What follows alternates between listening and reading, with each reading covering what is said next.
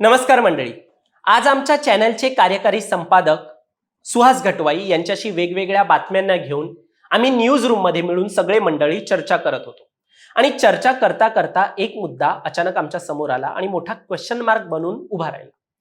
सगळ्या महत्त्वाच्या नेत्यांचे प्रचार प्रसार कसे सुरू आहेत, कोण कुठे कुठे प्रचाराला गेलंय आणि त्यांच्या बातम्या कशा येत आहेत, या सगळ्यावर आम्ही चर्चा करत होतो। पण आम्हाला यात एक महत्त्वाची गोष्ट प्रकर्षाने जाणवली, ते दोन बडे नेते कुठे प्रचार प्रसाराला जास्त वेळ किंवा दिसत नाहीत किंवा क्वचितच दिसत आहेत।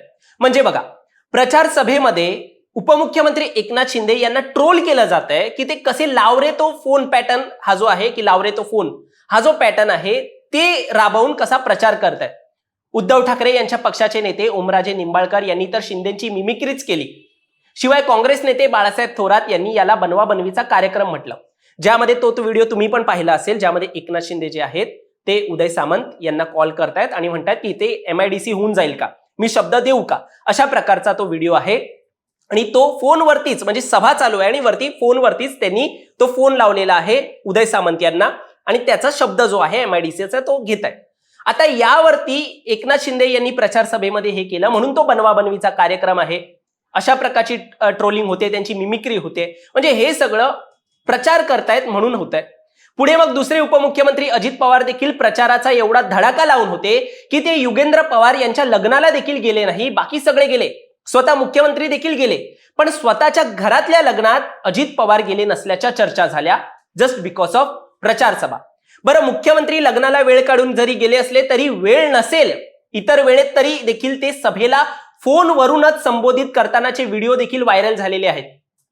मोबाईलवरूनच त्यांच्या पक्षाचा प्रचार प्रसार करताना फडणवीस दिसतायत, सभेमध्ये ते फोनवरूनच त्यांच्या कार्यकर्त्यांशी, त्यांच्या मतदारांशी संवाद साधतायत।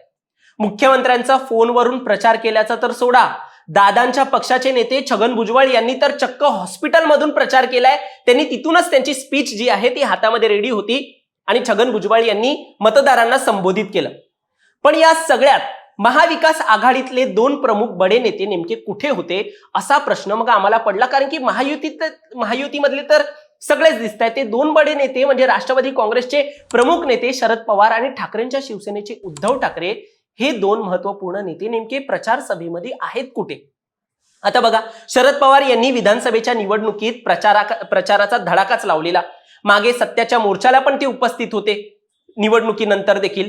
पण जर नोव्हेंबरच्या महिना आपण पूर्ण पाहतो तर शरद पवार क्वचित कोणत्या प्रचाराला गेले असतील। पवार कुठल्या तरी महोत्सवाला गेलेले आहेत, ते तसे फोटो त्यांनी सोशल मीडियावर टाकलेत, कुठल्या तरी सत्कार सोहळ्याला गेले आहेत, कशाचं तरी उद्घाटन त्यांनी केलेलं आहे, पारितोषिक समारंभ त्यांनी अटेंड केलाय, मुंबई क्रिकेट असोसिएशनच्या बैठकीत ते उपस्थित राहिलेत, अशा अजून वेगवेगळ्या बैठकी देखील त्यांनी केलेल्या आहे। आणि तुम्ही त्यांचा सोशल मीडिया जरी पाहिला तर तुम्हाला स्पष्ट कळून येईल त्यांच्या प्रचार सभेचा एक फोटो त्यांनी नोव्हेंबर महिन्यामध्ये टाकलेला नाहीये। अजून उद्धव ठाकरे यांच्याबद्दल जर आपण बोलतो तर तेही कोणत्या प्रचार सभेला गेले असतील याची क्वचितच एखादी घडामोड आपल्याला दिसून येते। नो डाऊट त्यांनी पत्रकार परिषद घेतली असेल, विरोधकांना टोला लगावला असेल, त्यांनी मातोश्रीवर मोठ्या प्रमाणात पक्षप्रवेश करून पक्ष मजबूत केला असेल, पण त्यांच्या निवडणुकीच्या प्रचाराचा धडाका दिसलेला नाहीये जसा विधानसभेत आपल्याला दिसलेला।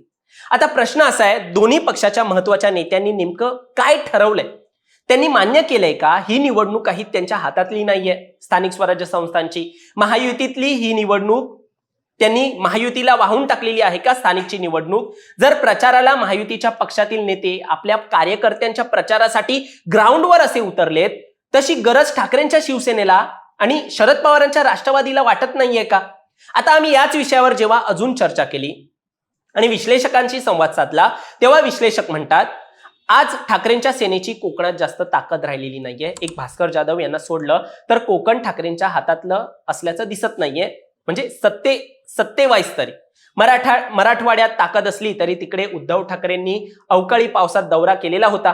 मात्र आता सध्या ते मुंबईवर जास्त फोकस करून आहेत। जोपर्यंत मुंबई महापालिकेच्या निवडणुका लागत नाही तोपर्यंत तरी ठाकरेंचा प्रचाराचा धडाका क्वचितच दिसू शकतो, असं विश्लेषकांचं मत आहे। सध्या ठाकरेंना मुंबई महत्वाची आहे, त्यांचे इतर प्रवक्ते आणि नेते यांच्याकडे त्यांनी स्थानिकांच्या निवडणुकांचं बळ ते त्यांच्या हाती दिलेलं आहे। एकूणच त्यांच्या हालचालीवरून आता तरी असंच दिसतंय, हे देखील विश्लेषक म्हणतात। अशा राजकीय वर्तुळात देखील चर्चा असल्याचं समजतंय. पण मंडळी, आज देवेंद्र फडणवीस, एकनाथ शिंदे, अजित पवार सगळे महत्वाचे नेते प्रचारात उतरून त्यांच्या त्यांच्या माणसांना बळ देत आहेत आणि मग त्यांचे नेते निवडून आले की मतदार यादीत घोळ म्हणून असे आरोप लावून या स्थानिकच्या निवडणुकांचा विषय महाविकास आघाडी जाऊन देणार आहे का, असं आता एक प्रश्न पडायला लागलाय. की अजून जसं बेस्ट पतपेढीमध्ये पराभव झाला तसं ही काय पतपेढीची निवडणूक होती असं म्हणत या छोट्या छोट्या निवडणुकांना आम्ही महत्व देत नाही असं म्हणत या निवडणुकीला पण किरकोळमध्ये मोजणार का, हा अजून एक प्रश्न आहे. विरोधकांना खरंच आता समजायची गरज आहे, महायुती जरी एकत्र असली तरी प्रत्येक जण आपला आपला पक्ष वाढवण्यासाठी खूप प्रयत्न करतोय. प्रसंगी महायुतीमध्येच संघर्ष निर्माण करतोय आणि आपल्या कार्यकर्त्यांना बळ देतोय. पण इकडे महाविकास आघाडीत एकजूट नसली तरी स्वतःच्या पक्षासाठी देखील प्रचाराचा साधा झेंडा हाती घेतला जात नाही असं दिसून येत आहे. तरी तुम्हाला काय वाटतं, तुमचं मत आम्हाला कमेंटमध्ये सांगा आणि असेच राजकीय घडामोडी पाहण्यासाठी सबस्क्राईब करा प्राईम टाइम महाराष्ट्रला. धन्यवाद.